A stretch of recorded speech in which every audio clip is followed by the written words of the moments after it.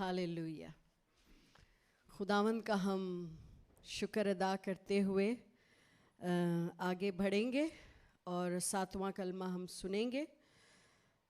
तेरा हूँ मैं दुश्मन की सब घाटों में, तेरा हूँ मैं दुश्मन की सब घाटों में, सौंपता हूँ मैं रूह को तेरे हाथों में।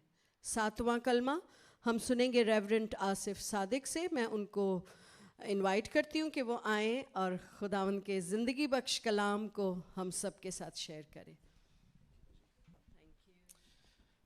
थैंक यू सिस्टर जी और गॉड ब्लेस यू। खुदावंद आप सबको बरकत बख्शे। और मैं ये बड़े एज़ाज़ की बात समझता हूँ कि आज मैं आपके इस खूबसूरत चर्च के अंदर इन खूबसूरत लोगों के दरमियान खुदा के कलाम की खिदमत करने के लिए खड़ा हुआ हूँ। सबसे पहले तो मैं आपको मुबारकबाद देता हूँ मुबारक जुम्मे की। ये मुबारक जुम्मा है। और इसके अलावा मैं आपकी कलीसिया को मुबारकबाद देता हूँ, आपके खूबसूरत पास्टर और आपकी खूबसूरत टीम की, जो आपके लिए खिदमत को कर रहे हैं और आपके वसीला से आपको तैयार कर रहे हैं, आपके वसीला से कलाम की खिदमत कर रहे हैं। और इसके साथ साथ मैं आपकी जो लोग इंटरनेशनली आपको लाइव देख रहे हैं उनको भी मुबारकबाद देता हूँ। मुबारक जुम्मा। हमने बड़ा कलाम सुना और चूँकि अब हम कलवरी के सफ़र के इख्तितामी मोड़ के पास आ रहे हैं, लेकिन इसका ये मतलब नहीं कि ये इख्तिताम है। कलवरी पे कहानी ख़त्म नहीं बल्कि शुरू होती है। निजात की दास्तान हकीकत में वहीं से शुरू होती है। हम देखते हैं पतरस यूहन्ना कलवरी के बाद उन्होंने समझा सब कुछ ख़त्म हो गया है, वापस लौट गए, किश्तियों की जालों की मुरम्मत कर रहे हैं, मछलियाँ पकड़ रहे हैं। उन्होंने समझा सब कुछ ख़त्म हो गया है, लेकिन अचानक यस्सुआ मौजूद हुआ। तुम क्या कर रहे हो? अभी तो तुम्हें जाना है। मैंने जैसे पास्टर साहब ने कहा कि तमाम हुआ, तो उन्होंने उसके बाद बताया कि ये तमाम यस्सु मसीह के मिशन का तमाम नहीं था, ये उस काम का तमाम होना था जो आदम के बिगाड़ के वसीला से दुनिया और तमाम बनी आदम में फैल चुका था। ये इसको ठीक कीजिएगा जी, सॉरी मेरी आदत है, मैं थोड़ा सा रिलैक्स होके कलाम को सुनाता हूँ। ये हाँ शायद इसकी टाइट कर दीजिएगा, थैंक यू। तो कलाम बहुत अच्छा सुना है हमने सब ने, लेकिन मैं ज़्यादा टाइम नहीं लूँगा, शॉर्ट दोबारा से, ताकि हमारे अंदर ये एब्जॉर्ब हो जाए, रिवीजन हो जाए। अक्सर स्कूलों में कॉलेजों में भी जब हम पढ़ते हैं हमें सिखाया जाता है तो हम उसकी रिवीजन करते हैं, टीचर हमें रिवीजन भी देते हैं। और ये कलाम की बात है, यीशु मसीह भी रिवाइज्ड करते थे और ये अपने शागिर्दों से क्या कहते थे, क्या तुम इन बातों को समझ गए? और अगर वो नहीं समझते थे तो बाद में फिर खिलवत में उनको उनके मफहूम समझाते थे। हम देखते हैं बीज बोने वाले की तमसील से ही कि पहले बताया फिर बताया। हम देखते हैं कि जो कुछ खुदा ने मूसा के वसीले खरूज में बताया, इस्तिस्ना में फिर से हमें बताया गया। जो दास्तान हमें सैमुअल पहले दूसरे में मिलती है वही सब कुछ फिर से, ताकि हम भूल ना जाए, हम याद रखें यीशु मसीह एक अच्छा उस्ताद है और अब उसकी भरपूर कुव्वत में रूहुल कुद्स उस्ताद है जो हमें उसकी बातें याद दिलाता है। और यीशु मसीह ने ये खुद कहा था कि वो मेरी बातें तुम्हें याद दिलाएगा। इसलिए जो कुछ हमने सुना उसी को हम दोबारा थोड़ा सा रिवाइज करेंगे। मैं टच करता जाऊंगा ताकि ये सीक्वेंस 7 पुकारों का, मैं इनको कलमे नहीं कहता ना ये आखिरी अल्फाज हैं, ये 7 पुकारें हैं, ये 7 खुशखबरियां हैं जो जारी हैं। वो इसीलिए आया कि उसने खुशखबरी देनी थी और उसने अपने शागिर्दों से कहा मुझे और जगहों पर भी खुशखबरी देना है और मैं इसीलिए आया हूं। और ये काम उसने कलवरी तक जारी रखा और कलवरी पर भी उसने खुशखबरी ही दी। लिहाजा मैं इनको पुकारें कहूंगा, कलमात नहीं, मैं इनको खुशखबरी कहूँगा। यीशु मसीह ने, मैं जल्दी जल्दी अयादा करता हूँ उसकी रिवाइज्ड करके, विद इन 5-7 मिनट्स मैं 7वें कलमे पर आता हूँ ताकि हमारा वो सीक्वेंस याद रहे। جو کچھ آپ نے ان خوبصورت لمحات میں سیکھا ہے وہ اور مضبوط ہو جائے اور آپ بھول نہ جائیں, اور جب یہاں سے جائیں تو ایک نئے انسان کے طور پر جائیں, خوشخبری کے نئے مسا کو لے کر جائیں اور اس گڈ فرائیڈے کی گڈنس کو ساتھ لے کر جائیں. یسوع نے پہلا کلمہ ہم نے سنا, سیکھا خوبصورت طریقے سے. یسوع نے کہا اے باپ ان کو معاف کر. لامحدود رحم, ترس اور محبت کے ساتھ یسوع مسیح نے یہ پکارا, باپ ان کو معاف کر. یہ الفاظ کون جانتا ہے کہ کتنا بڑا غضب کا طوفان انسان کی اس بے رخی کے باعث, اس کے بیٹے کو رد کرنے کے باعث ہم پر سے ٹل گیا. جو ہی اس نے یہ کہا باپ ان کو معاف کر, خدا کا وہ غضب پہاڑوں اور پتھروں اور چٹانوں اور قبروں پر زمین کو لرزا گیا. یہ ایسے ہی ہے کہ جیسے کوئی غصے میں آ کر کسی کو مارنے کی بجائے اپنا ہاتھ کسی دیوار پر یا کسی چیز پر مار دے اور اس کو توڑ دے, یا اس کے ہاتھ میں جو کچھ ہو وہ اس کو توڑ دے. جو ہی یسوع نے کہا اے باپ ان کو, وہ جانتا ہے باپ کو, اس نے کہا باپ ان کو معاف کر, اور وہ غضب کا طوفان ٹل کر عناصر قدرت کے اندر سمو گیا. یہ نعرہ تھا ہماری معافی کا. کوئی انسان روئے زمین پر یسوع کے رحم اور ترس کا اندازہ نہیں لگا سکتا. جو لوگ اس کے ساتھ برا سلوک کر رہے تھے, اس کو مار رہے تھے, نوچ گھسوٹ رہے تھے, ان کے خلاف اس کے دل میں کوئی نفرت, کوئی حقارت, کوئی غصہ اور کوئی بدلے کی آگ نہیں تھی. اور یہی اس نعرے کا مطلب ہے, یہی اس پکار کا مطلب ہے کہ ویسا ہی مزاج رکھو جیسا کہ مسیح یسوع کا بھی تھا. انہوں نے اس کے کپڑے اتار دیے. اتار کیا دیے؟ بانٹ دیے. یہ اس طرح عزت سے نہیں بانٹے کہ یہ تو رکھ لے, یہ تو رکھ لے. اٹھا اٹھا کر پھینکے, حقارت کی انتہا کی کہ کون کس کے ہاتھ میں کیا آتا ہے. غیر قوم رومی تو اس کو ٹھٹھوں میں اڑا ہی رہے تھے, اس کے اپنے یہودی بھی اس کو ٹھٹھوں میں اڑا رہے تھے, اس کو چیلنج کر رہے تھے کہ اب ہمیں معجزہ دکھا. یہ سارا کچھ ہم دیکھتے ہیں, لیکن اس کے باوجود ہم دیکھتے ہیں کہ وہ کہتا ہے باپ ان کو معاف کر. اس ساری حقارت کے باوجود انہوں نے اس کے اوپر ایک کتبہ لگا دیا جو 3 زبانوں میں لکھا گیا, یہودیوں کا بادشاہ. لاطینی, یونانی اور عبرانی, تینوں زبانیں اپنے دور کی قلم رو تھیں, اپنے دور کے اندر چیخ چیخ کر ہر ایک تہذیب کے اندر بتا رہی تھیں کہ یہ بادشاہ ہے. یونانی علم و فلسفہ, طب کی زبان تھی, اور وہ چیخ چیخ کر کہہ رہی تھی کہ میرا طب اس طبیب کے سامنے بیکار ہے. یہ بادشاہ ہے طب کا بھی, فلسفے کا بھی, ادب و آداب کا بھی. لاطینی قانون کی زبان تھی, دنیا کا کوئی قانون اس کے سامنے ٹھہر نہیں سکتا تھا. اس پر تو رات کی تاریکی میں غیر قانونی طور پر قانون کا مقدمہ کیا گیا تھا. دنیا کی کسی عدالت میں رات کی تاریکی میں عدالتیں نہیں لگتی, اور 6 عدالتوں میں سے صرف 8 سے 9 گھنٹوں میں وہ ٹریول اس نے کیا. 6 عدالتوں میں سے ایک ہی رات میں 6 عدالتوں سے اس کے لیے پروانے لیے گئے. حننیہ کی عدالت, کائفہ کی عدالت, سنیڈرن یہودیوں کی عدالت, پھر رومی گورنر کی عدالت, پھر ہیرودیس بادشاہ کی عدالت, پھر واپس رومی گورنر کی عدالت, پیلاطوس کی عدالت.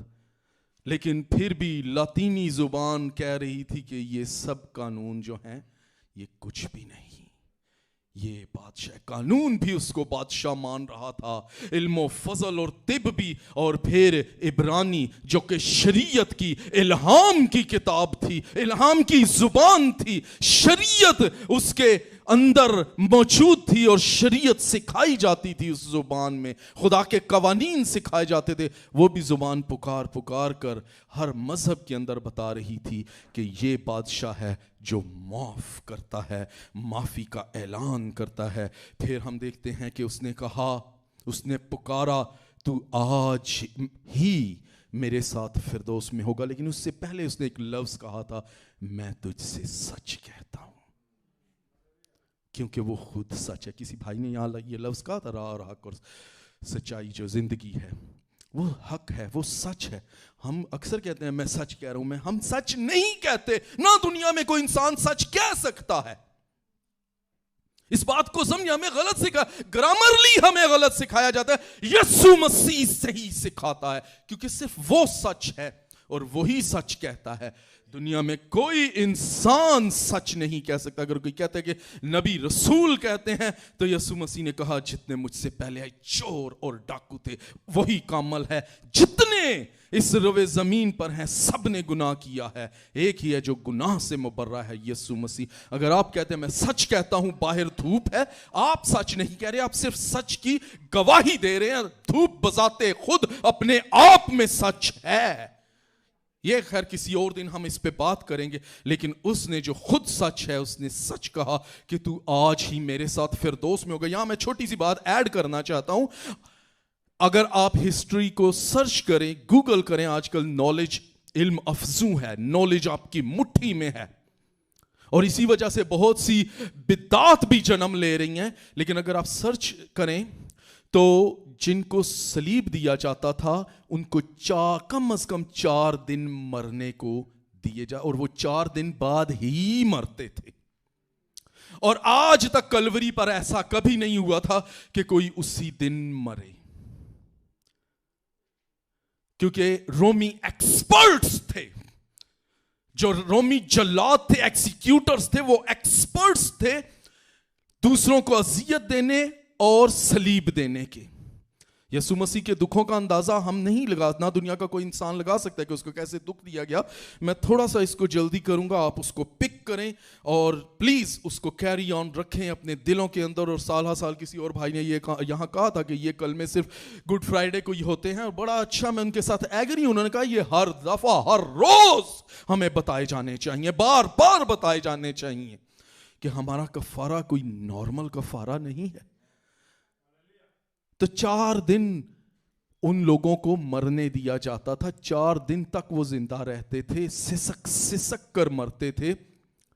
لیکن یہاں یہ معجزہ, آج ہی تو میرے ساتھ فردوس میں ہوگا. اور ہم دیکھتے ہیں کہ یہودی شریعت میں بھی یہ قانون بدل گیا, اور انہوں نے بھی کیا ہوا, کیونکہ یسوع خود جانتا ہے, اس نے اپنی موت کا بھی وقت مقرر کیا تھا. اس نے کہہ دیا کہ آج ہی, تو اسی وقت قانون چینج ہو گیا. انہوں نے جا کر پھر سے عدالتوں میں سے پروانے لیے کہ سبت سے پہلے ان کو مار کر اتار لیا جائے. یسوع کے ساتھ تو وہ تو پہلے ہی اس نے خود اپنی جان دینے کا وقت مقرر کیا ہوا تھا, لیکن ان ڈاکوؤں کو اسی وقت, اسی لیے ان کے مرنے سے پہلے یسوع نے کہہ دیا تھا کہ تو آج ہی میرے ساتھ فردوس میں. اس نے یہ نہیں کہا کہ ٹھیک ہے میں تو فردوس میں ہوں, تو 4 دن بعد جب تیری ڈیڈ باڈی ہوگی, تیرے ہوش و حواس ختم ہوں گے, تو میرے ساتھ آج ہی.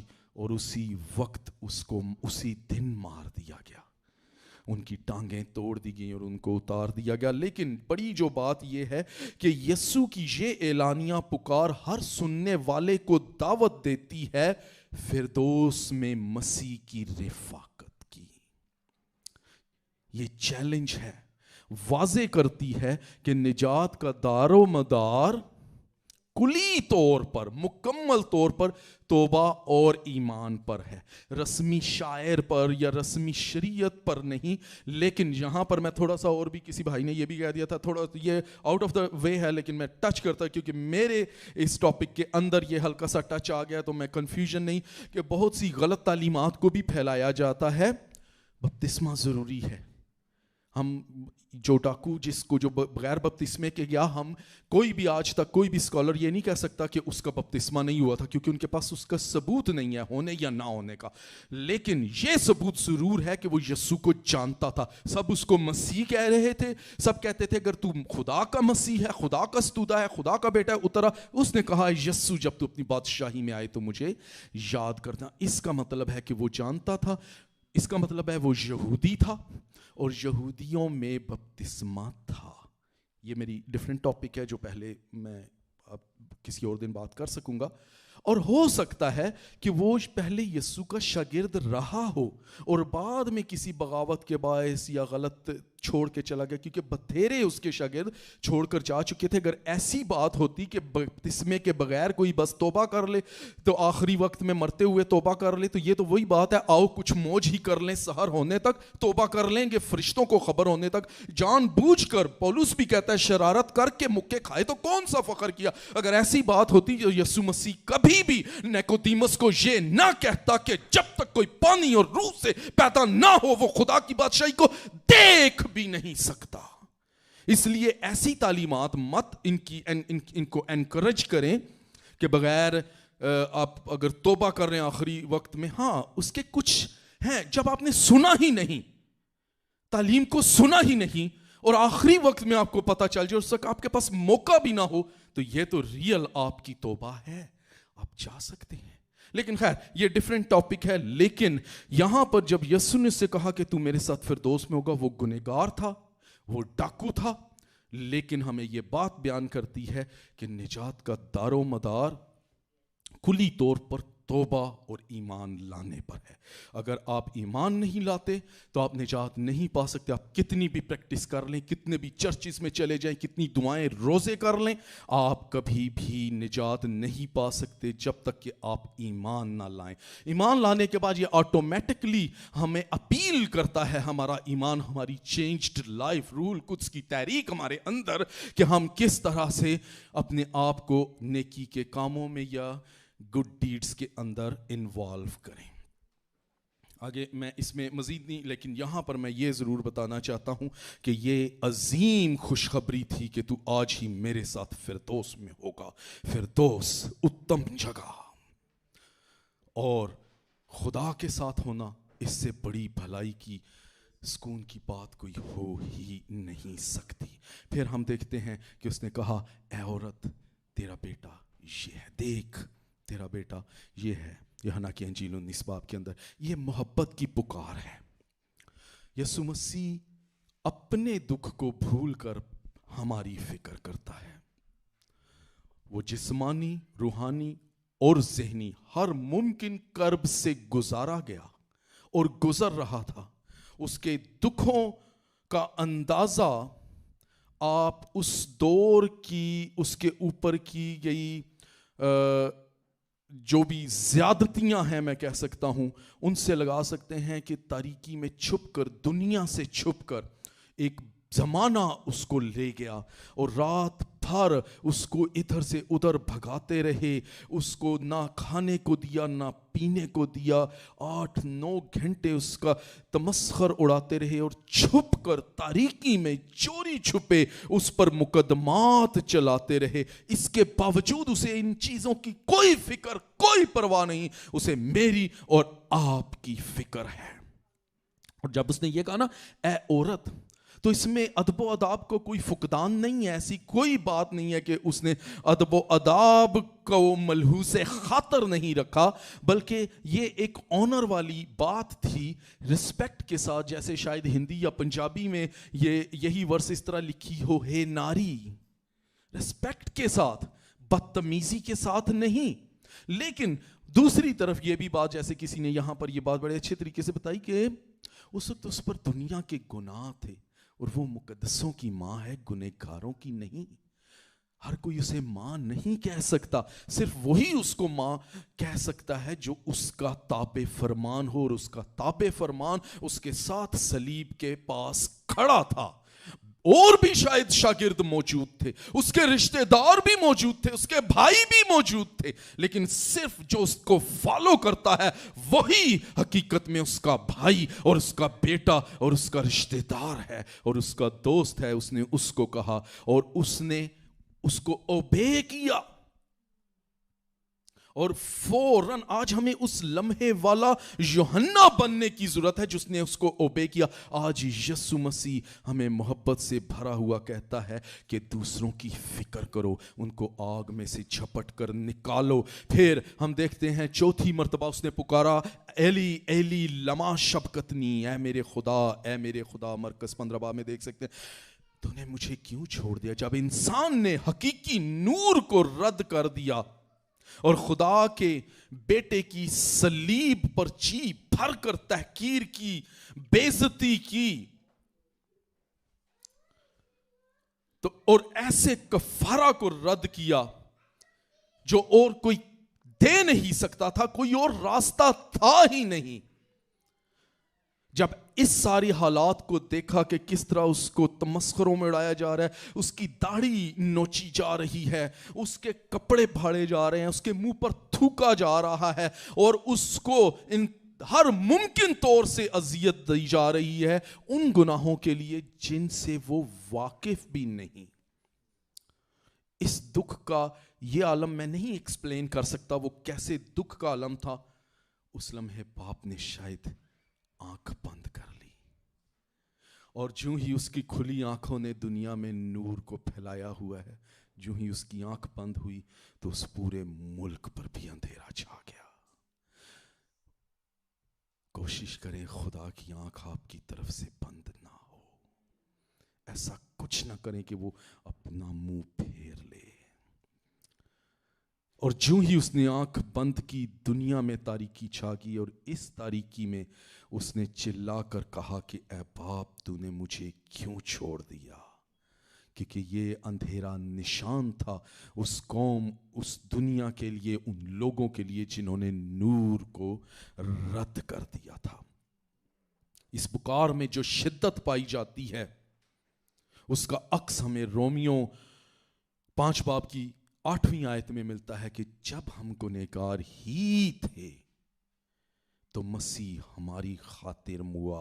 اور دوسرے کرنتھیوں میں ہمیں ملتا ہے اس کے 5ویں باب کی 21 آیت میں کہ جو گناہ سے واقف نہ تھا اسی کو اس نے ہمارے واسطے گناہ ٹھہرا دیا, اور اس سے اسی لیے اس نے منہ موڑ لیا اور تاریکی چھا گئی اور وہ چلا اٹھا کہ ایلی ایلی لما شبکتنی. یہ پکار, یہ اعلان ان لوگوں کے لیے بھی ہے جو اس کو رد کر دیتے ہیں کہ تمہاری بھی ذات پر اندھیرا چھا سکتا ہے. پھر ہم دیکھتے ہیں کہ وہ روحوں کی پیاس کی بات کرتا ہے.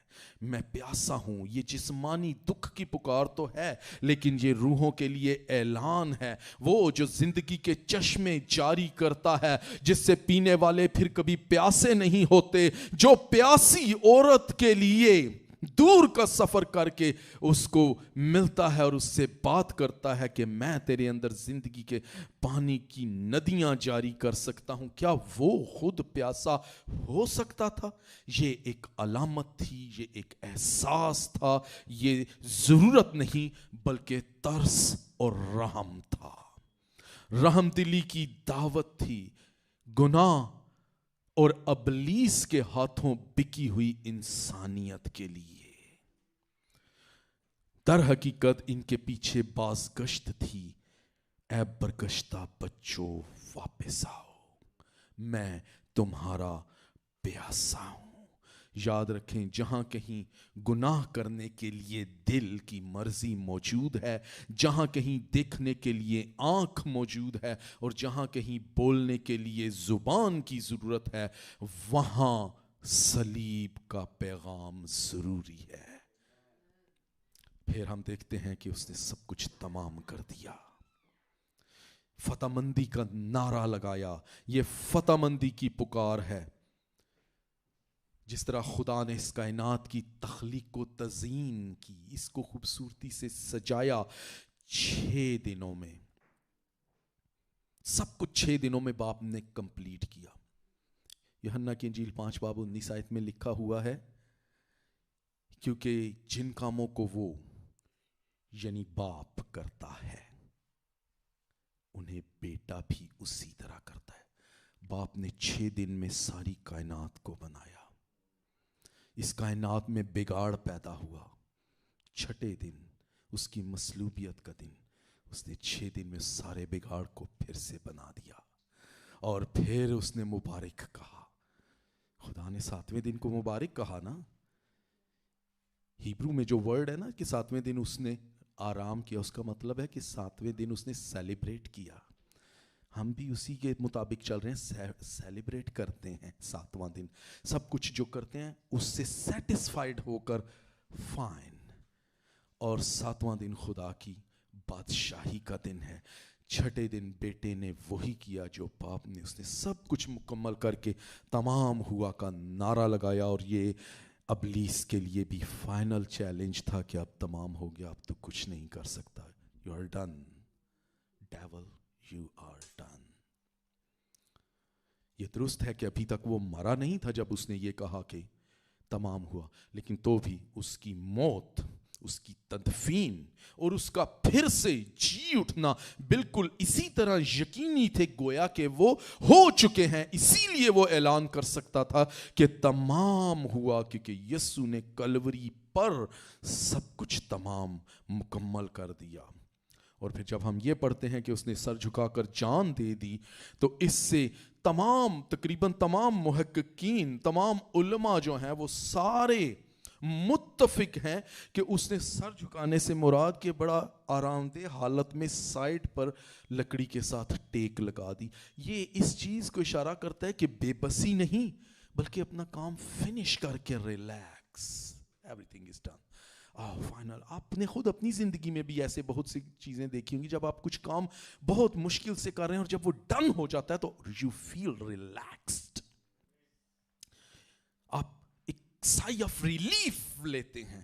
اس نے ریلیکس کیا کہ everything is now done. اس نے باپ کی مرضی کو تمام کیا اور کمال تابعداری سے سر جھکا کر اپنی جان دی. یہ ایسا عمل تھا کہ کوئی ایسی ہستی جو محض انسان ہے ایسا نہیں. میں سکپ کر رہا ہوں پرسر صاحب, مجھے ٹائم کا احساس ہے, میں بالکل کلوز ہوں. اور پھر ہم دیکھتے ہیں کہ کلوری کے سفر میں ہم اس کی جسمانی زندگی کے انسانی تجسم کے اندر آخری پکار کو دیکھتے ہیں. یہ آخری نہیں, یہاں سے کام شروع ہوتا ہے, لیکن جسمانی تجسم جب تک وہ جسم میں تھا اس کے پھر ہم دیکھتے ہیں کہ اس نے آخر میں یہ پکارا کہ میں اپنی روح تیرے ہاتھوں میں سونپتا ہوں. جنگ کا خاتمہ, یہ خوشخبری کی پکار ہے. یہ 7 خوشخبریاں ہیں. جیسے متی 5واں 6واں اور 7واں باب خوشخبریاں ہیں. سٹارٹ ہی یسوع کی خدمت ہی خوشخبری سے سٹارٹ ہوتی ہے, اور پھر آخر میں اینڈ بھی. یہ بالکل ویسے ہی ہے جیسے دعائے ربانی جو ہے نا, یہ پوری بائبل کا نچوڑ ہے. پیدائش سے مکاشفہ تک جب انہوں نے کہا نا کہ ہمیں دعا کرنا تھا, اس نے پیدائش سے مکاشفہ تک کا نچوڑ دے دیا. باپ کی تمجید سے شروع کر کے انسان کی ضرورت اور شیطان سے بچاؤ, یہ سارا کچھ ہمارے روز کی روٹی آج ہمیں دے کا مطلب یہی ہے کہ ان کو بھی میں روز کی روٹی دیتا تھا بیابان میں جو ان سے جاتی رہی, لیکن تم اس دعا میں اس کو یاد رکھنا, کوئی ایسا کام نہ کرنا کہ تمہاری بھی روٹی موقوف ہو جائے. خیر اینی وے, ہم اس کی طرف آتے ہیں کہ یہ پکار خوشخبری کی پکار ہے. ہم لینٹ کے سیزن میں یسوع کے دکھوں کے بارے میں سیکھتے ہیں, بہت زیادہ بیان کیا جاتا ہے, اور پھر آہستہ آہستہ ہم گڈ فرائیڈے تک آ کر سارے دکھوں کا پورا اعادہ نچوڑ کر کے ہائے ہائے تیرے دکھ نے پارے ادھر تک پہنچ جاتے ہیں. اور پھر ایسٹر میں پھر وہی بس جی مبارک ہو, ٹھیک ہے, اس کے بعد کچھ بھی نہیں. یہ خدا ہم سے نہیں چاہتا. جب اس نے یہ کہا کہ میں اپنی روح تیرے ہاتھوں میں سونپتا ہوں, تو یہ ایک مکاشفہ ہے, یہ ایک بھید ہے. ہم دیکھتے ہیں کہ وہ ہماری خاطر, میری خاطر, آپ کی خاطر کچلا گیا, اور انسان کے ان گناہوں اور نافرمانیوں کی خاطر جن سے وہ کبھی واقف بھی نہ تھا, اس کو مصلوب کیا گیا. رات کی تاریکی میں جیسے میں نے بیان کیا ہے کہ اس کو پہلے सेनेड्रन सेशन कोर्ट्स में, फिर सेनेड्रन में, फिर टॉप कोर्ट्स में ले जाया गया, उसको मुकम्मल रद्द किया गया। इसके बावजूद अपनों ने रद्द किया, लेकिन गैर कौमें उसमें कोई कसूर ही नहीं पाती थी। गवर्नर ने पहला तो उसने 2 मरतबा ये बात कही, 1 मरतबा नहीं। और अगर उस दौर में रोमन गवर्नर ये बात कह दे कि इसमें कुछ कसूर नहीं, चाहे उसके हाथ में खंजर और तलवार है और लाश उसके सामने पड़ी है कि इसने कत्ल किया है, वो कह दे, उसको सजा नहीं हो सकती थी। ये सदर अदालत या सुप्रीम कोर्ट का फाइनल फैसला होता था जिसको कोई चैलेंज नहीं कर सकता। जब रोमन गवर्नर ये कह दे मैं इसमें कुछ जुर्म नहीं पाता, और उसने ये कहा, इसके बावजूद ये तारीकी का राज था, जिस तारीकी ने आज तक हम सबको जकड़ा हुआ है। हम रोज तौबा करते हैं, लेकिन उस तारीकी के राज के बायस हम उस तौबा को भूल जाते हैं और फिर पुरानी सुरिश्त के अंदर चले जाते हैं। ये वो तारीकी का राज था जिसने उस रोमन गवर्नर के उन सुनहरे तारीखी अल्फाज को भी इग्नोर कर दिया जो उसने 2 मरतबा कहे थे। उसे जरूरत नहीं थी दूसरी मरतबा कहने की कि मैं इसमें कुछ जुर्म नहीं पाता। ये ढके छुपे अल्फाज नहीं थे जो उसने कहीं छुप कर कहे, उसने सरेआम बलवे के अंदर लोगों के सामने, अपने और यहूदियों के सामने, रोमन्स और सबके सामने उसने ये कहे, तो भी वो उसको ले गए। ज़बूर 22 बाब बड़ी खूबसूरत इसकी पेशन गोई करता है कि उन्होंने मेरे कपड़े उतार लिए, उन्होंने मेरे साथ क्या क्या किया, मेरी किस तरह तजलील की। लेकिन सबसे बढ़कर शायद आज तक हमने इस आयत को इग्नोर किया है। यशाया 52 बाब और उसकी 14 आयत नक्श कर लें, हम उसके दुखों का अंदाजा, उसकी मार कूट को। यशाया 53 में कहता है ना कि हमने उससे खुदा का मारा कूटा और सताया हुआ, लेकिन 52 बाब की 14 आयत में लिखा है, बतेरे तुझको देखकर दंग रह गए। कैसे दंग रह गए? उसका चेहरा हर एक बशर से जायद और उसका जिस्म बनी आदम से ज्यादा बिगड़ गया था। मैंने आगे बताया था कि रोमन कैसे परसिक्यूट करते थे। वो बलि के साथ चमड़े की रस्सियों से इंसान के, मुजरिम के हाथों को ऊपर इतनी महारत से बांधते थे कि वो 1 इंच भी मूव नहीं हो सकता था। और उसके बाद जो कोड़े वो मारते थे, उन कोड़ों की चमड़े की रस्सियों के अंदर हड्डियों के टुकड़े और कांच के टुकड़े और मेटल के टुकड़े डाले जाते थे, धात के टुकड़े। और जब वो लगते थे तो वो सिर्फ उसके साथ बोटियों को, परखच्चों को नहीं खींचते थे, बल्कि जैसे दरवाजा खोलता है ऐसे स्किन को खोल देते थे और इंसान उस जगह से हिल भी नहीं सकता था। और रोमन्स जो है, ये यहूदी शरीयत में 39 कोड़े लिखे हुए हैं। 40 होते थे, लेकिन वो 1 कम इसलिए मारते थे कि उसको हकीर ना समझा जाए। लेकिन रोमन में कोई काउंट लिमिट नहीं थी, सो पॉसिबली उसको 40 से ज्यादा कोड़े मारे गए। और जब उसको बलि पर लटकाया गया तो वो सलीब जो है वो कोई ऐसी जैसी हम देखते हैं खूबसूरत पॉलिश की हुई सलीबें नहीं, उसके स्पाइक्स निकले हुए थे, सबसे रफ लकड़ी जो हाथों से उठाने से भी हाथों को तकलीफ देती है, ऐसी लकड़ी को उसकी कमर पर, उस कमर पर जिसकी स्किन खुली हुई थी, लदवा कर कई कोस चलाया गया। और जब उसको उस पर टांगा गया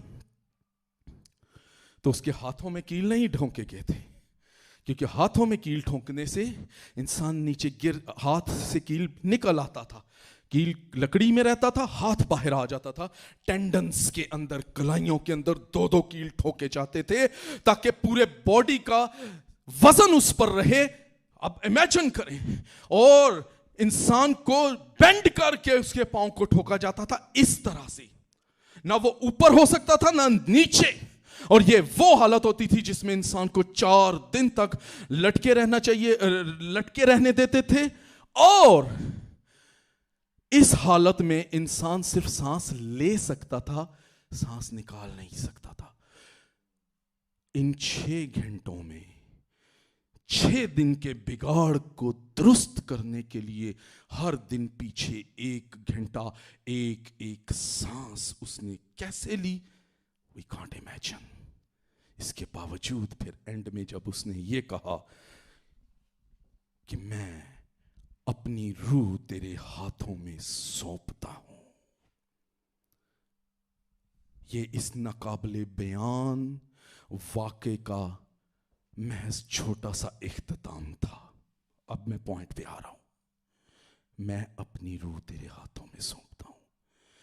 یہاں یسوع کے دکھ ختم نہیں ہوئے، یہاں سے اس کے دکھ شروع ہوئے. جو مسیح کو قبول کر کے پھر گناہ کرتا ہے، وہ دوبارہ اسی حالت میں اس کو اعلانیہ مصلوب کرتا ہے. وہ 2000 سال پہلے مصلوب نہیں ہوا، 2000 سال سے آج تک ہر لمحہ مصلوب ہو رہا ہے آپ کی اور میری نافرمانیوں کے باعث. لیکن وہ پھر بھی خوبصورتی سے خوشخبری کا اعلان کرتا ہے، باپ میں اپنی روح تیرے ہاتھوں میں سونپتا ہوں. یہ روح اکیلی نہیں، یہ روح واپس ان روحوں کو لا کر جو عدن سے جاتی رہی تھیں تیرے ہاتھوں میں سونپتا ہوں. کیوں؟ کیونکہ باپ ملول. ہاں یہاں ایک اور پوائنٹ چلے. ابھی کسی نے کہا تھا جی خدا پچھتایا. خدا پچھتاتا نہیں ہے، وہ انسان نہیں ہے. یاد رکھیں پیدائش 6 باب کی 6 آیت میں جو لفظ لکھا ہے خدا ملول ہوا، یہ خوبصورت ترین ترجمہ ہے. انگلش میں لکھا ہے گاڈ ریپینٹڈ. یہ وہ والا ریپینٹ نہیں جو گناہ گار کرتا ہے. یہ ریپینٹ اس کا مطلب ہے remorse for some one's wrong doing, کسی کے غلط کام کے باعث اس پر ترس کھانا. اور اردو میں جو لفظ ملول ہے یہ فارسی کا لفظ ہے. اس کا مطلب ہے کہ خدا کو انسان کی نافرمانی کے باعث اس پر ترس آیا، اور اس ترس کے باعث بیٹا آیا.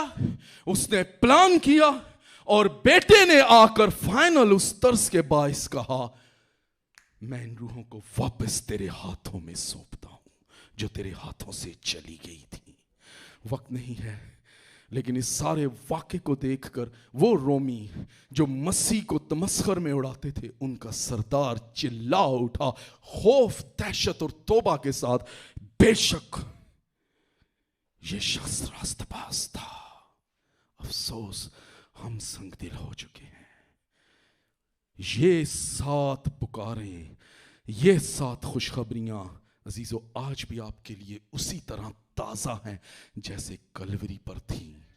ضرورت ہے کہ ہم ان کو ایکسپٹ کریں ایمان کے ساتھ. God bless you.